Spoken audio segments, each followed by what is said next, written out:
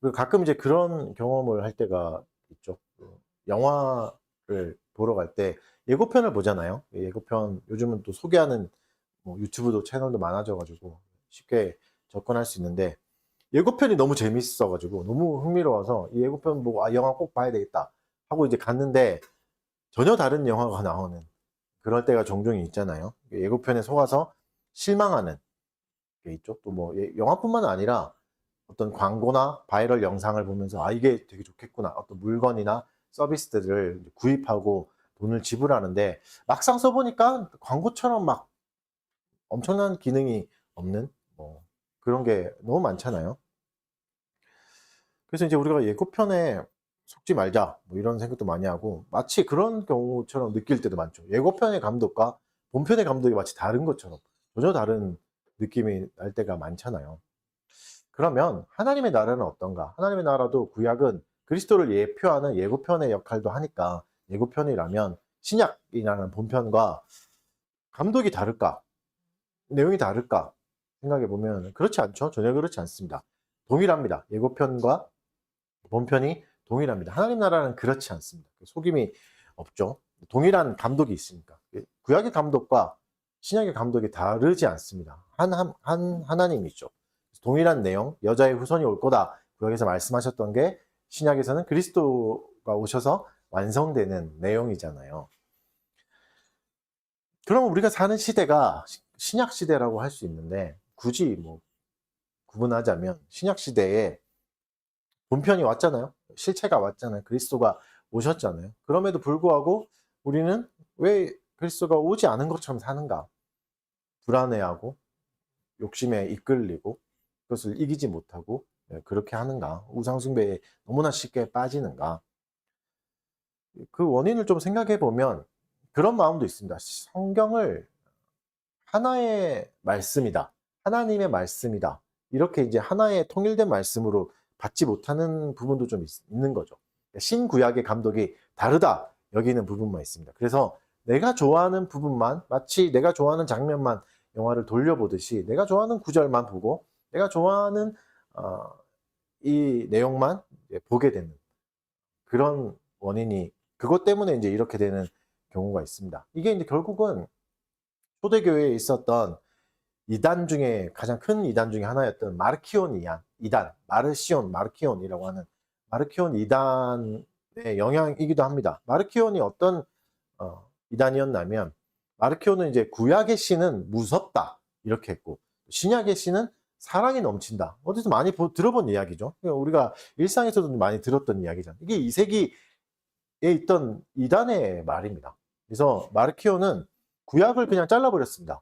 구약은 너무 정의, 너무 율법, 너무 전쟁, 모두가 다 몰살시키고 죽이는 이야기 너무 잔인하다. 이거는 신이 아니야. 이 신은 이상한 신이야. 잘라버려요. 그리고 신약의 신은 사랑이 넘치고 모든 걸 다 받아주는 신이야. 신약만 남겨놨습니다.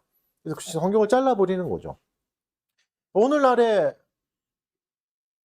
성도들 삶에도 마르키온의 망령이 여전히 남아있는 것 같기도 합니다. 어떤 거죠? 내가 원하는 예수만 믿으려고 하는 거죠. 나를 취업시켜주는 예수, 나를 대학에 입학시켜주는 예수, 나의 직장에서 성공시켜주는 예수, 나에게 안정적인 삶을 주는 예수, 나에게 평안을 주는 예수, 이런 예수만을 원하는, 내가 원하는 예수만을 믿고 싶어 하는 게 있는 거죠. 그래서 십자가를 지는 길이나 고생하는 길들, 어려운 고난들, 이거는 거부해버립니다. 이게 결국은 마르키온과 다를 바가 없죠. 내가 믿고 싶은 대로만, 내 입맛에 맞는 대로만 믿겠다, 뭐 이런 거잖아요. 근데 성경은 그렇게 말하지 않죠. 네 입맛에 맞는 예수는 없다. 네가 원하는 대로 예수님이 움직여 주시지 않는다. 그래서 예수님은 하나님이고 우주를 통치하시는 분이기 때문에 마땅히 모든 사람이 온전히 엎드려야 된다. 온전히 섬겨야 된다. 그 예수님을 섬겨야 된다라고 말씀하고 계시는 겁니다. 성경도 사실 이렇게 증언하고 있습니다. 하나님은 변하지 않는다.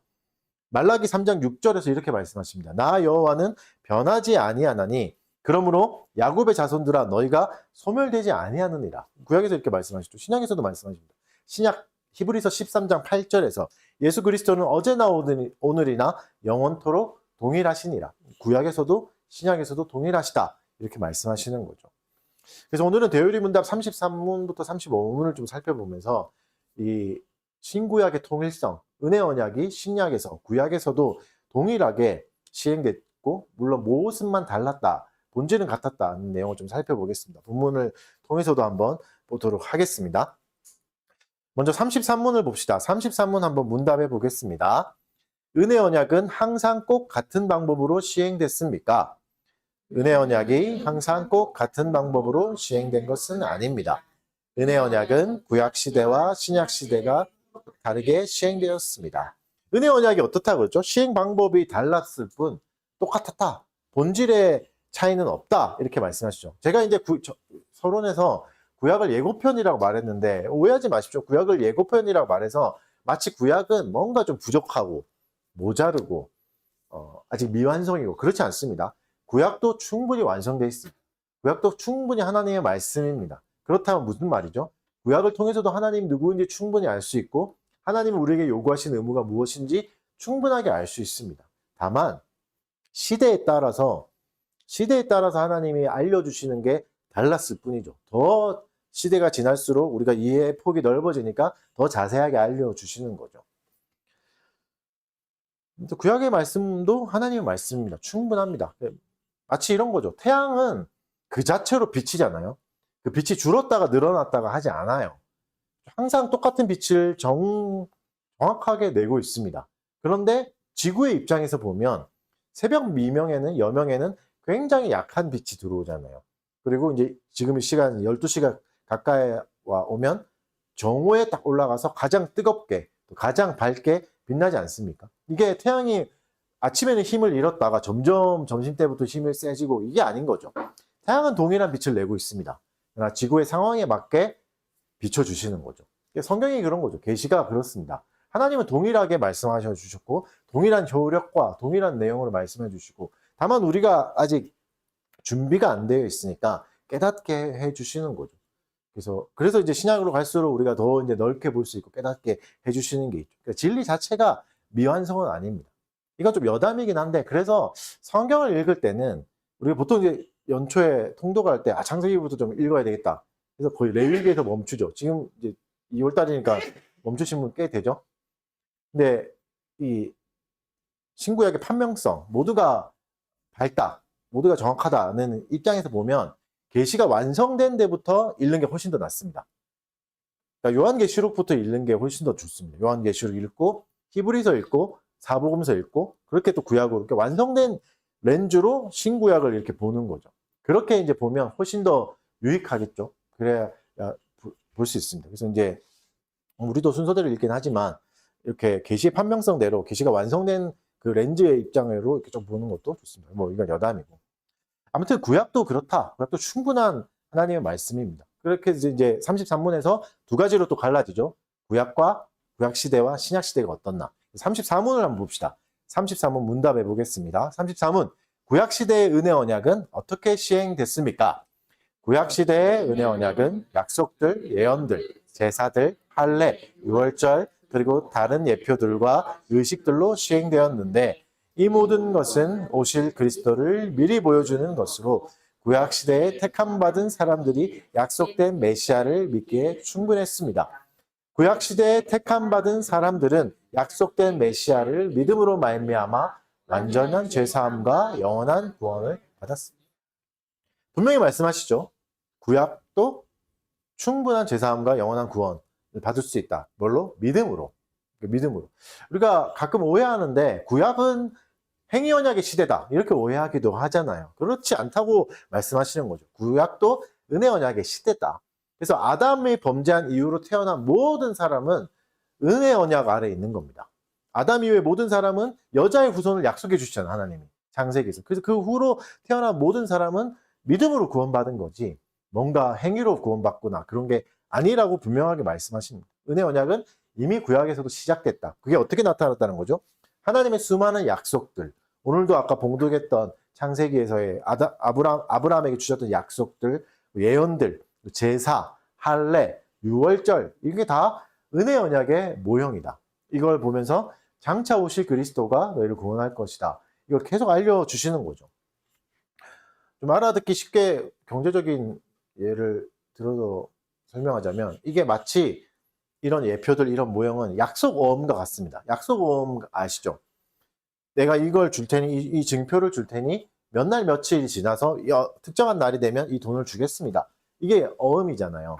그래서 사업할 때 이제 이 어음을 많이 발행하기도 하는데, 그래서 이제 시간이 지나면 이걸 받을 수 있죠. 근데 보통 이제 어떻게 하죠? 시간이 지나도 못 받을 것 같으니까 할인해서 어음을 팔아버립니다. 어음깡이라 그러죠. 이 영적인 어음에도, 약속 어음에도 이런 어음깡이 있을 수 있죠. 구약의 성도들에게 하나님의 약속을 주시고 은혜를 주시고 했습니다. 근데 이 어음깡은 언제 하죠?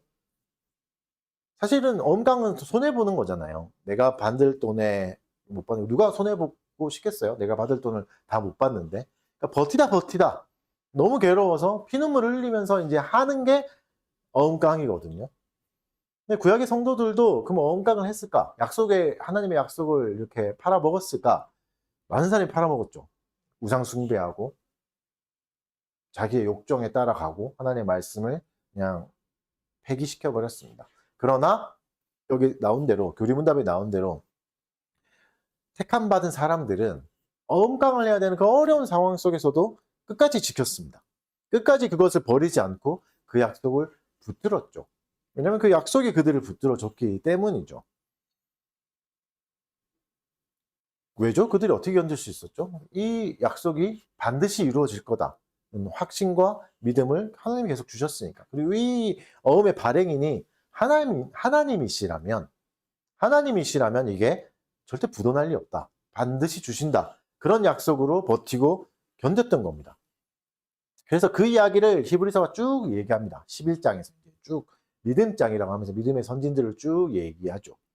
우리가 잘 알고 있는 다윗도 마찬가지입니다. 그러면 구약의 사람들은 어떻게 살았을까? 이런 유월절이나 제사를 행함으로써 그리스도를 분명히 말씀하죠. 믿음으로. 그러니까 무슨 뜻이냐면 이 회개의 제사, 만약에 다윗이 범죄했을 때 회개의 제사를 드리잖아요. 그럼 다윗은 그 회개의 제사가 자신의 죄를 완전히 씻을 수 있다고 믿었던가? 그건 아닌 겁니다. 그러니까 제사 자체가 나의 죄를 완전히 씻는다고 믿었던 건 아니고 장차 오실 그리스도가 나의 죄를 씻는다고 믿었던 거죠. 그래서 다윗을 선지자로 부릅니다. 아십니까? 이렇게 의심 가득한 눈으로.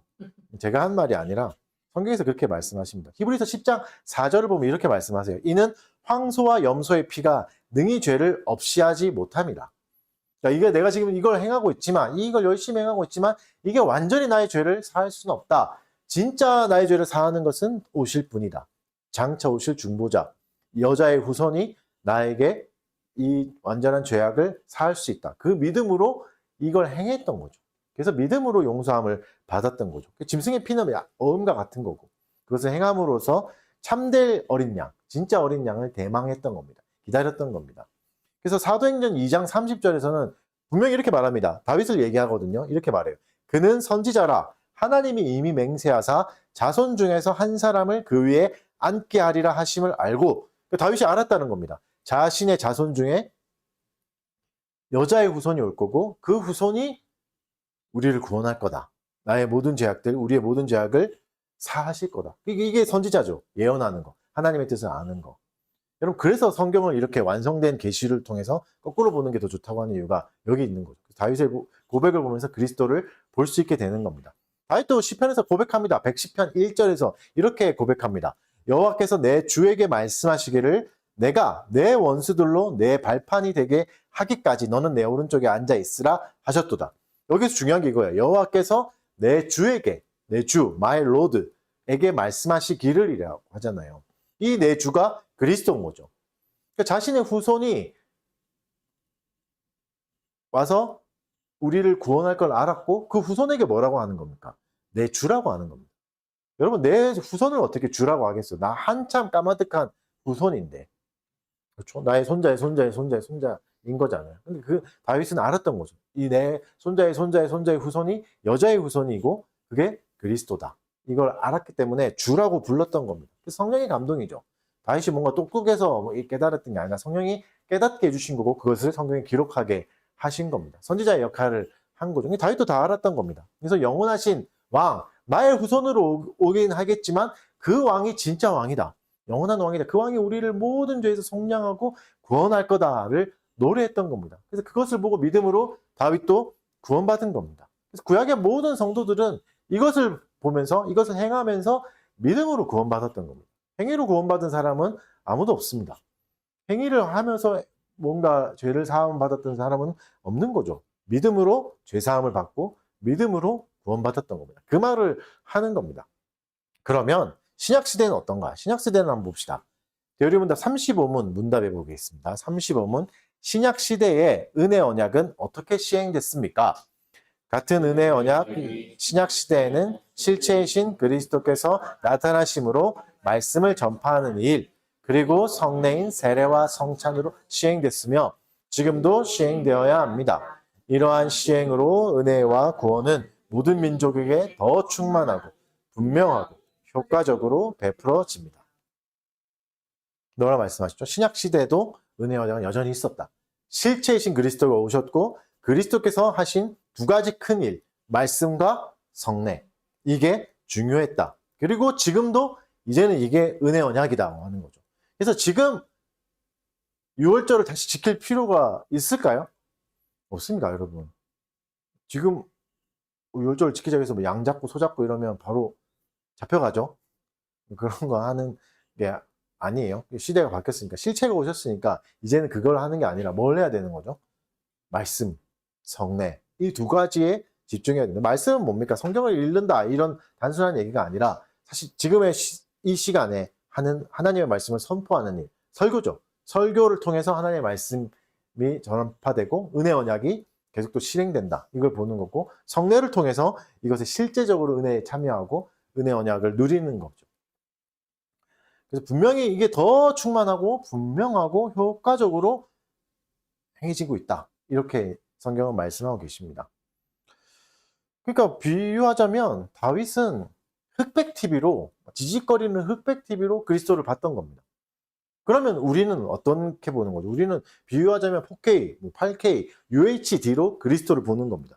훨씬 더 판명하게, 훨씬 더 깨끗하게 볼 수 있게 되는 거죠. 훨씬 더 판명하게는 아닙니다. 훨씬 더 깨끗하게 볼 수 있게 되는 거죠. 정오의 태양이 떠오른 것처럼 십자가의 실체를 볼 수 있고 믿음으로 볼 수 있고, 아, 믿음으로 이 다윗의 고백이 그리스도였구나, 이것도 알게 된 거잖아요. 훨씬 더 구약의 성도들보다 더 많은 것을 알게 되고 더 많은 것을 보게 되었습니다. 그러면 어떻습니까? 우리의 생활은 구약의 성도들보다 더 믿음으로 나아가고 있습니까? 그렇지 못할 때가 너무 많죠. 그러니까 마치 현찰을 손에 쥐고도 사용하지 못하고 이 어음을 이제 바꾸면 되는 건데 바꾸지 못하고, 아, 이거 어음깡 해야 되나? 반값이라도 받아야 되나? 이렇게 고민하는 거죠. 우리 작은 고난에도 신앙이 막 흔들리면서 버퍼링이 걸리는 그런 일들이 일어납니다. 왜 그렇죠? 약속이 오셨지만, 실체가 됐지만 그 실체의 진짜 성품들, 실제의 품격이 우리 삶에 아직은 녹아내리지 못해서 그런 겁니다. 물론 우리가 사는 동안 계속 이럴 겁니다. 우리가 영화롭게 되는 건 죽어서야 되는 거니까. 그래서 그러면 이 믿음, 우리보다 더 희미했던 구약의 성도들은, 믿음의 선배들은 어떻게 살았는가? 이것이 더 중요하겠죠. 그래서 히브리서 11장은 그 이야기를 합니다. 희미했던 약속을 보면서 이 선배들은 어떻게 살았는가? 말씀을 한번 읽어봅시다. 히브리서 11장 39절 다 같이 읽겠습니다. 시작. 이 사람들 다 믿음으로 말미암아 뭐라 말씀하시죠? 믿음으로 말미암아 증거는 받았다. 그런데 약속된 건 못 받았다. 이런 거죠. 여러분, 증거는 받았고 사진은 받았어요. 그런데 거래자가 안 나왔다. 이건 뭐죠? 사기잖아요. 당근거래 사기당하는 딱 그 패턴이잖아요. 그럼 그런 얘기를 하는 건가? 약속된 걸 받지 못했다. 그 말이 아닙니다. 약속을 받았고 증거를 받았지만 성취만 못 받았지, 이 성취가 주는 모든 효력들, 모든 효과들은 실제로 다 누렸다, 이 말입니다. 약속된 걸 받지 못했지만. 그래서 어떤 삶을 살았죠? 비참하고 잔인한 삶을 살았습니다. 굉장히 어려운 삶을 살았습니다. 뭐라 말하죠? 조롱받았고, 채찍질도 당했고, 박해도 받았다, 투옥도 당했다, 감옥도 갔다, 그리고 돌에 맞아 죽기도 했다. 또 심지어 뭐라고 해요? 잔인하게 톱으로 켜서 죽기도 했다. 비참하게 죽었다는 거죠. 이런 삶을 살았다. 약속은 받았지만. 그러면 이렇게 비루하게만 살았나? 아니요, 그렇지 않습니다. 다른 얘기도 합니다. 이렇게 살았지만 그들은 믿음으로 나라도 이기고 사자들의 입을 막기도 했다. 이렇게 고백합니다. 그러니까 그들의 약속, 그들의 받았던 증거는 실제적이었던 거죠. 나라도 이길 만큼 강력했고 사자들의 입을 막을 만큼 강력하고 초자연적이었다. 힘이 있었다. 이렇게 말씀하십니다. 그래서 대표적인 인물이 다니엘이잖아요. 다니엘 한번 생각해 봅시다. 다니엘에게 신약 성경이 있었습니까? 없었잖아요. 다니엘에게 뭐가 있었을까요? 예레미야의 그 오래된 두루마리가 좀 있었겠죠. 그리고 옛날에 들었던 희미한 약속, 이런 게 있었겠죠. 하나님의 말씀. 이 정도 가지고 어떻게 됐죠? 사자굴에 빠졌습니다. 오랫동안 굶었던 사자굴에 빠졌죠. 거기가 뭐가 있습니까? 아무것도 없죠. 칠흑 같은 어둠이 있고 이미 죽었던 뭐 시체나 고기들의 냄새, 피비린내가 나고 사자는 굶어서 골골거리고 있고 그런 사자가 있었던 거죠. 그때 어떻게 합니까? 아주 작은 촛불 같은 희미한 촛불과 같은 하나님의 약속을 붙들었습니다. 그 약속이 어떻게 하죠? 사자의 입을 막아버립니다. 그래서 다시 살아나잖아요. 뭐가 있었습니까? 낡은 지도 있었던 겁니다. 낡은 약속, 오래된 약속, 아무도 거들떠보지 않았던 그 작은 약속, 그거 하나 믿고 갔더니 하나님이 지켜주신 거죠.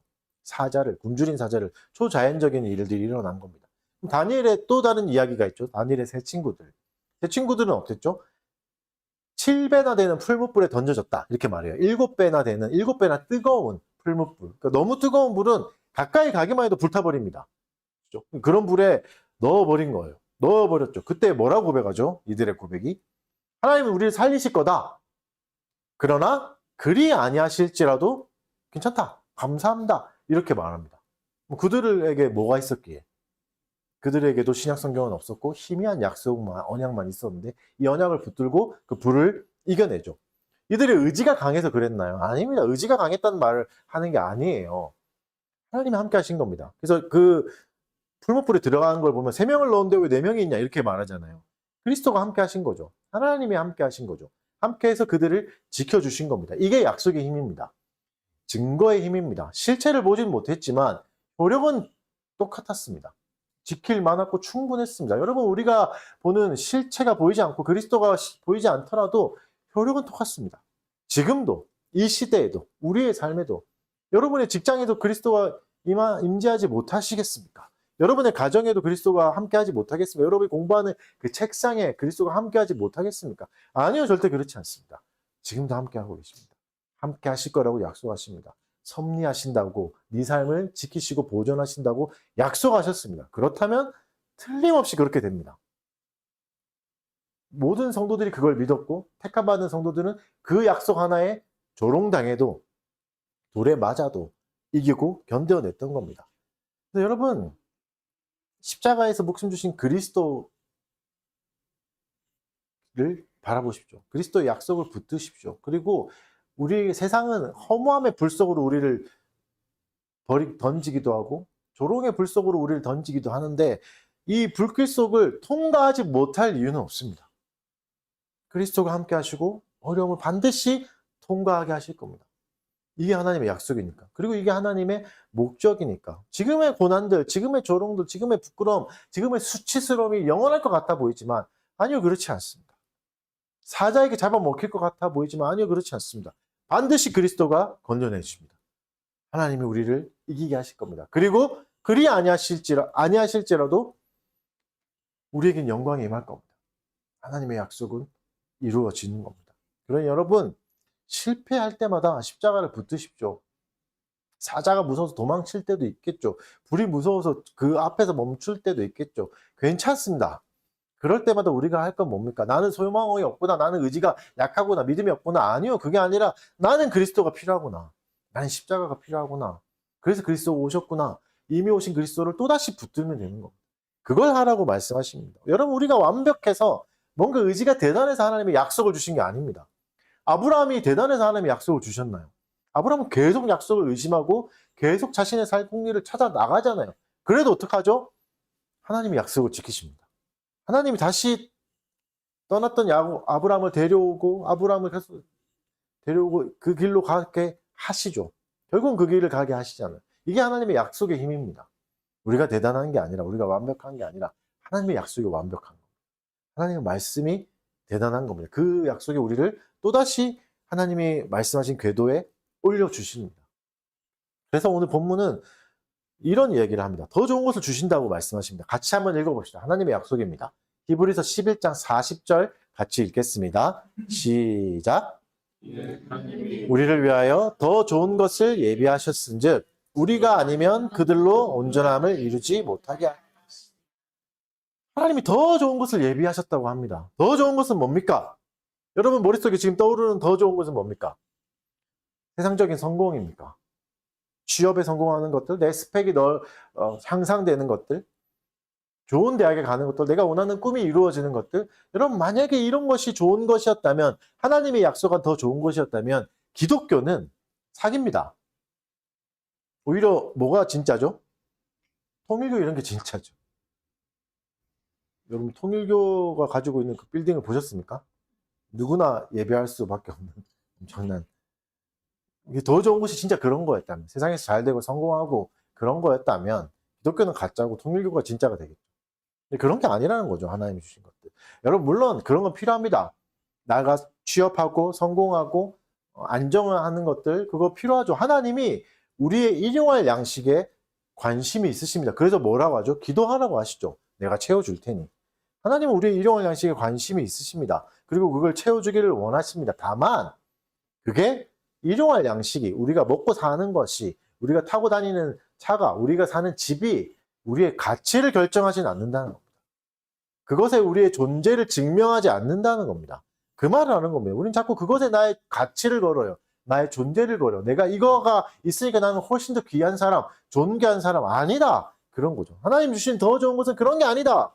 스펙이 아니고, 너의 직업이 아니고, 네가 버는 돈의 액수가 아니고, 네가 가지고 있는 통장의 잔고 액수가 아니다. 더 좋은 것을 주신다. 그게 아니다. 그럼 더 좋은 것은 뭔가? 히브리서는 이 더 좋은 것을 가득 차 있는 성경입니다. 그래서 히브리서에는 더 좋은 것이란 말이 13번이나 나옵니다. 더 좋은 중보자, 더 좋은 언약, 더 좋은 제사, 더 좋은 나라, 더 좋은 부활, 이러면서 점점 나서 궁극적으로 가장 더 좋은 것은 뭐라고 말하죠? 그리스도라고 말합니다. 가장 좋은 것은 그리스도다라고 말하죠. 그러니까 더 좋은 것의 실체는 그리스도입니다.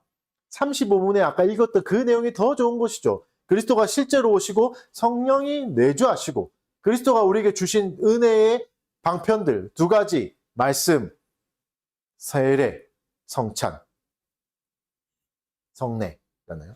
투박한 말씀, 단순한 세례, 물방울 몇 방울, 마트에서 사온 싼 포도주, 그게 은혜 언약의 수단이라고 말씀하시는 겁니다. 그게 그리스도를 직접 대면할 수 있다고 말씀하시는 거죠. 이게 뭐죠? 그리스도가 주시는 은혜들, 그리스도가 주시는 모든 은덕들이 이걸 통해서 우리에게 전해진다는 겁니다. 죄사함의 은혜가, 그리스도가 주시는 모든 더 복이 이걸 통해서 흘러간다. 그러면 여러분, 단언컨대 우주에서 말씀과 성례보다 더 좋은 건 없습니다. 여러분, 우주에서 어떤 게 우리의 죄를 사하게 할 수 있습니까? 어떤 게 우리를 영원한 죽음으로 몰고 가는 데서 건져낼 수 있습니까? 뭐가? 엄청난 빌딩이? 엄청난 우주선이? 엄청난 과학기술이? 아니요, 아무것도 없습니다. 그리스도가 주신 두 가지밖에 없습니다. 말씀과 성례밖에 없습니다. 그렇다면 말씀과 성례는 우주에서 가장 좋은 겁니다.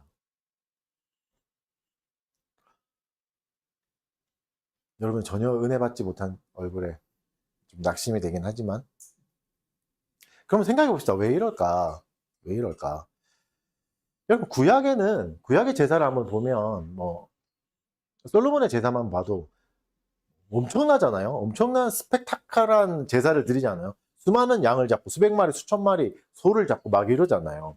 그리고 금으로 성전을 세우잖아요. 금으로 성전을 세우고, 수천의 성가대가 엄청난 노래를 해요. 은나파를 불면서. 그거 한번 생각해 보세요. 엄청난 스펙타클이잖아요. 그걸 실제로 본다면.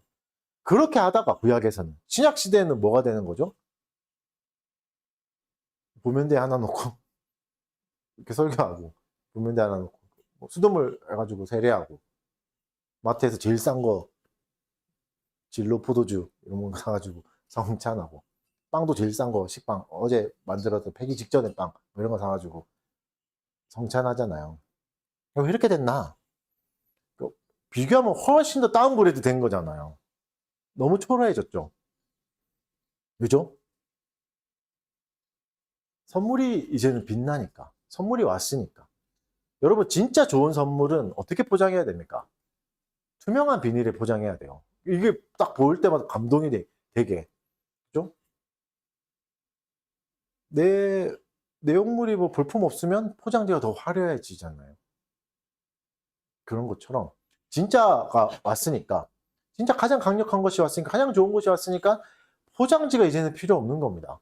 굳이 수천의 양들, 수백의 양들, 굳이 엄청난 성가대와 나팔을 불 필요가 없어요. 진짜가 왔으니까. 이제는 진짜를 누리면 되니까 구약의 화려한 재산이 필요 없습니다. 그래서 여러분, 종교개혁 때를 한번 생각해 보시면, 종교개혁 이전에는 성당의 건물들이 어마어마했죠. 압도당하게. 저 멀리서도 볼 수 있게. 가장 높은 건물은 성당이었죠. 그 예배당이었죠. 예배당. 그래서 예배당에 또 들어가면 어떻습니까? 들어가면 그냥 소리가 나를 뚫고 지나가고 엄청난 그 빛이 내려오고, 마치 하나님의 은총이 내려오는 것 같아요. 성당에도 스테인글라스 너무나 예쁘게 아름답게 엄청난 멋진 예수님이 그려져 있고 막 이렇잖아요. 화려했죠. 풍성했죠. 그러나 종교개혁이 실행되고 진짜 좋은 것이 말씀이고 성례다, 이걸 다시 재발견한 이유는 어떻게 바뀌죠? 그전에는 라틴어로 성경을 봉독했거든요. 그리고 성가대만 노래했습니다. 찬송 이렇게 못했습니다. 성가대만 노래했잖아요. 그것도 라틴어로, 훈련받은 라틴어, 그레고리안 성가, 엄청 고도에 훈련된 사람만 부를 수 있는 그런 거 부르다가 이제는 우리가 다 부를 수 있는 노래를 부르게 되잖아요. 훨씬 더 초라해졌죠. 훨씬 더 볼품 없어졌죠. 뭐 스테인 글라스는 그냥, 우리는 뭐 지금 카페에서 지금 사람 다 옆에 지나가면 쳐다보고 쟤들 뭐 하나 막 이렇게 구경거리가 되면서 초라하게 예배하고 있지 않습니까? 왜죠? 진짜가 있으니까. 진짜가 오셨으니까 포장지가 화려하고 화려하고 두꺼워질 필요가 없습니다. 오히려 여러분, 너무 화려한 외형은 본질을 가립니다. 그래서 너무 화려할 필요가 없습니다. 다시 말씀을 보시죠. 40절 후반 구절에 뭐라고 말씀하시죠? 이게 중요해요. 우리가 아니면 그들로 온전함을 이루지 못하게 하려 하심이라. 이 말이 무슨 뜻이죠? 마치 믿음의 삶이 경주와 같다는 말씀을 하십니다. 그것도 어떤 경주? 릴레이 경주. 바통을 이어받아서 다음 주자로 가는 릴레이 경주와 같다. 그래서 앞에 갔던 아벨과 노아와 아브라함이, 다윗이 다 도착했지만 그들이 넘겨진 바통이 누구에게 있다는 거죠? 우리에게 있다. 그리고 우리가 들어가야 온전해진다는 겁니다. 이건 도덕적 완벽성을 말하는 게 아니라 우리가 들어가야 하나님의 목적이 완성된다, 이렇게 말씀하시는 거죠. 그래서 그들이 우리를 기다리고 있는 겁니다. 응원하고 있는 겁니다. 그래서 여러분, 우리의 신앙생활은 고립된 삶이 아닙니다. 혼자 고군분투하는, 개인이 뭔가 자꾸 애써서 힘써서 뭔가 해야 되는 삶이 아니라 하늘의 선배들이, 믿음의 선배들이 응원하고 있는 삶입니다. 그 바통을 우리에게 주신 거죠. 역사의 마지막 주인공이 신약의 교회인 거고, 그게 우리의 교회인 거죠. 마지막 트랙을 뛰는 위대한 주자로 우리를 세우신 겁니다. 그래서 여러분, 앞에서 괴주는 아시죠? 앞에서 아무리 잘 뛰었다고 해도 마지막 주자가 들어가야 이겨요. 마지막 주자가 들어가야 끝납니다. 그 승리가 누구에게 달려있다고요? 우리에게 달려있다. 너희가 오지 않으면 우리는 완성되지 않는다. 이렇게 엄청난 믿음의 삶을 살았고, 엄청난 믿음으로 삶을 다 성공해서 살았지만, 아니, 아직 끝이 아니다. 너희도 들어와야 된다. 우리에게 말씀하시는 거죠. 너희가 이 마지막 바통을 가지고 들어올 때까지 우리는 기다린다고 말씀하시죠. 왜 이 바통을 주시죠? 우리가 대단해서가 아닙니다. 이 바통 자체가 대단한 겁니다. 바통이 뭐죠? 이게 복음이죠. 복음 자체가 대단해서 우리를 마지막 주자가 되게 하셔서 마지막에 뛰게 하시고 반드시 완주하게 하시는 겁니다. 이 바통에 힘이 있는 겁니다. 우리의 다리에 힘이 있는 게 아니라, 우리가 대단한 게 아니라 하나님이 인도하시고 다스리시니까 이 약속의 작은 씨앗이 우리에게도 있어서 그것이 우리를 최종 결승점까지 이끌어 가신다고 말씀하시는 겁니다. 사랑하는 성도 여러분, 낙심하지 마십시오. 우리의 삶은 믿음의 선배들이 응원하고 있습니다. 너무 초라해 보이고 볼품없어 보이고 이게 맞나 싶을 때도 많지만 아니요, 그렇지 않습니다. 이게 맞는 삶입니다. 하나님의 약속이 맞다면, 세례와 성찬이 진짜 맞다면, 말씀의 선포가 진짜 하나님의 은혜의 언약이 맞다면 이게 맞는 거 아닙니까? 우리의 삶이 맞는 거 아닙니까? 달빛교회 지난 시간을 한번 돌아보시죠. 우리는 너무 초라하죠? 가끔 이제 다른 교회 영상을 보면, 저도 한때 찬양팀을 열심히 했었잖아요, 청년 때. 저도 이제 스모그 좀 맡아봤던 사람입니다. 조명 한번 받아봤습니까, 여러분? 유튜브에 잘 찾아보면 그때 제가 막 생쇼하고 막 울고불고 난리치면서 찬양하던 그 영상도 있습니다. 물론 찾기는 어려울 겁니다. 근데 우리 교회는 그런 것과 너무 떨어졌죠. 때로는 그런 생각도 들어요. 우리가 북한에 있나? 약간 이런 생각도 들어요. 어떤 교회 가보면 너무 화려해가지고 시골 사람이 서울에 상경화 했을 때 그런 느낌들, 막 조명이 내려오고 막 성령님 지금이라도 내려오실 것 같은 막 그런 엄청난 사운드 이런 게 있을 때, 그래서 그거 보다가 주일날 오면 너무 초라하죠. 우리는 피아노도 없잖아요. 하다못해 기타도 없고 생으로 라이브로 찬송을 부르잖아요. 그래서 여러분, 우리도 찬송 부르다가 삑사리 난 것도 많고 그거 다 박제돼 있잖아요, 유튜브에. 너무 창피하지 않습니까?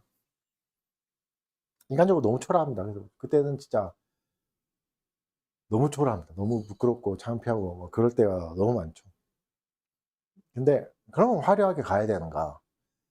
그렇지 않다고 오늘 본문은 말씀하시는 겁니다. 화려함은 오히려 독이 될 수 있다. 그리고 뭘 슬퍼야 되죠? 화려하지 못한 것, 내 인생이 대단하지 못한 것, 박수를 받지 못한 것, 이게 슬퍼하는 게 아니라 본질이 없는 걸 슬퍼해야 됩니다. 본질이 없고 포장지만 화려하다면 그게 더 위험한 거 아닙니까? 예배당 뜰은 매일 봤는데, 예배당 뜰에서 온갖 감정의 카타르시스는 다 느끼는데 딱 하나, 그리스도는 못 누린다면, 그리스도가 주시는 유익은 못 누리고 돌아온다면 그것만큼 불쌍한 게 어디 있습니까? 그것만큼 초라한 게 어디 있습니까? 그래서 여러분, 화려함은 실체가 없을 때 하는 방식입니다. 그리스도가 없을 때 치장하는 방식이죠. 그래서 신약의 영광은, 실체가 온 신약의 영광은 화려함이 아니라 심플리티에 있습니다. 단순함에 있습니다. 그래서 화려한 조명 대신, 사운드 대신 투박한 목소리로, 우리의 입으로, 우리의 고백으로 하나님을 찬송하는 거죠. 이게 엄청난 은혜입니다. 그래서 달빛교회는 거룩한 가난이 있는 거죠. 그래서 여러분, 우리는 오히려 시선을 뺏기는 군더더기가 없는 겁니다. 그리스도만 볼 수 있게 된 최적의 상태가 된 겁니다. 합리화하는 게 아닙니다, 여러분. 도피처로 삼는 게 아닙니다. 이게 진짜 본질만 남기는, 이게 영적인 야성이고, 그리고 이게 실제적인 부요함입니다. 여러분, 이런 부요함이 왜 중요하냐면, 여러분, 교회에서 하나님의 말씀과 성례가 실행되는 그 자리에서 이 부요함, 복음의 부요함을 못 누리면 세상의 부유함에 눈 돌아갈 수밖에 없습니다. 여러분, 세상은 부유함으로 우리를 찍어 누르고 있고 너도 부유함을 가져야 된다 이렇게 말하는데 그거 어떻게 견딜 수 있겠습니까? 그 세상 가운데서. 아니, 교회에서도 화려하고 부유함을 보고 세상에 나가서 그렇게 살 수 있겠습니까? 세상에서는 이걸 하면 돈이 막 복사된다고 하는데 그 욕심을 버릴 수 있겠습니까? 그리스도의 부유함을 보지 못하고. 그래서 여러분, 그리스도의 부유함을 보셔야 됩니다. 초라함 속에 담겨있는 하나님의 진짜 진리들, 진짜 유익들을, 진짜 영적인 이익들을 누려야 됩니다. 그래야 세상의 화려함에 속지 않고 그것을 사용할 수 있게 되는 겁니다. 여러분, 주일날 교회에 와서 하나님 앞에 나와서도 이 복음의 부유함을 못 누리면 우리는 그냥 세상의 부유함에 쫓아 사는 사람이 될 수밖에 없습니다. 돈 하면서 살아갈 수밖에 없습니다. 뭐가 나를 배불려 주나, 뭐가 나를 행복해 주나, 뭐가 나를 존재하게 해주나, 나의 자존감을 세워주나, 이런 것만 쫓아다닐 수밖에 없게 됩니다. 만약 부유함을 못 누리고 간다면. 오늘 그리스도께서 우리에게 가장 부유함을 베풀어 주셨습니다. 더 좋은 것을 우리에게 주셨습니다. 하나님의 약속이 실행될 수 있는 실제적인 말씀을 주시고 실제적인 성례를 우리에게 허락하여 주셨습니다. 그것을 사용하는 자가 가장 부유해진다. 하나님이 말씀해 주십니다. 헛된 것은 빼앗기지 마십시오. 복음의 정수를 맛보십시오. 여러분, 우리의 인생은 또 파도가 칠 겁니다. 그러면 또 다른 새로운 기적이 필요한가? 그렇지 않습니다. 이미 있는 것을 기억하십시오. 이미 베풀어 주신 그리스도의 은혜를 기억하십시오. 이거면 충분합니다. 이게 가장 좋은 것입니다. 이게 가장 본질입니다. 이것이 우리를 이기게 할 거고 또 하루를 살아가게 할 겁니다. 여러분, 내 지갑에 현금을 확인하듯이 내 통장의 잔고를 확인하듯이 내 안에 약속을 확인하십시오. 은혜 언약을 계속 확인하십시오. 하나님 우리에게 뭘 주셨는가? 하나님의 계시로 우리에게 뭘 밝혀주셨는가를 계속 확인하십시오. 반주가 없는 찬송을 하면서 천군의 천사들이 함께 화음을 맞춘다는 것을 믿음으로 취하십시오. 하나님이 가장 기뻐하시는 찬송을 드리고 있다는 것, 하나님이 주신 말씀으로 하나님께 찬송을 올려다는 게 얼마나 영광스러운 일인지, 얼마나 부유한 일인지 믿음으로 확인하고 감격하고 감사하십시오. 거룩한 가난 속에서 우리에게 주신 마지막 이 바통이 끝까지 우리를 완주하게 하실 것이고 모든 믿음의 선배들과 함께 기뻐할 그날이 오고 있다는 것을 설렘으로 감사함으로 기다리십시오. 이번 한 주도 이 은혜 가운데 살아가시는 달빛교회 교우들이 되시기를 주의 이름으로 축원합니다. 네, 기도합시다.